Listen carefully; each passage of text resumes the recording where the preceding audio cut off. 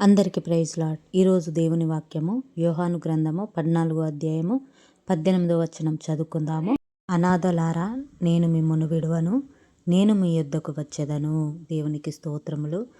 ఈ వాక్యం ఏమని మాట్లాడుతుందంటే, మనతో చాలామంది తాము ఒంటరిగా ఉన్నామని, మరి ఎవరు తమను పట్టించుకోరని నమ్ముతారు.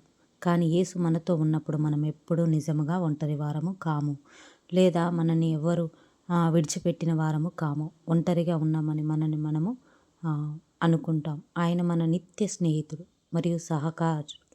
కాబట్టి మనం ఒంటరిగా లేదు. మనము ఒంటరిగా ఉన్నప్పుడు అందరూ నన్ను విడిచిపెట్టినట్లు మనం భావించినప్పుడు మనం యేసు వైపు తిరుగుదాం.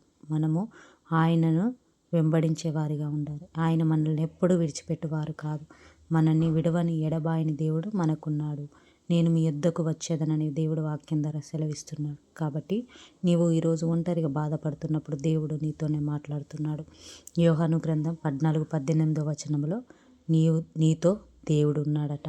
మనని ఎప్పుడు విడిచిపెట్టని వాడు దేవుడే ఉన్నాడు. ఈ వాక్యమును బట్టి ప్రార్థిద్దాం. ప్రేమగల తండ్రి, గొప్ప దేవానికి వందనాలు.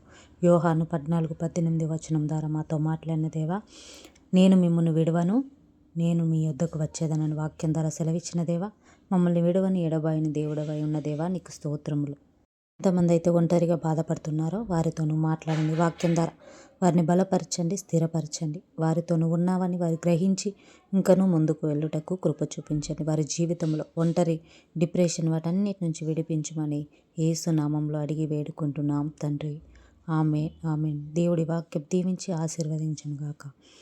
మీకు ఎలాంటి ప్రార్థన అవసరతలున్నా కామెంట్ ద్వారా తెలియజేయండి. మీ కొరకు తప్పకుండా ప్రార్థిస్తాం. అందరికీ వందనాలు.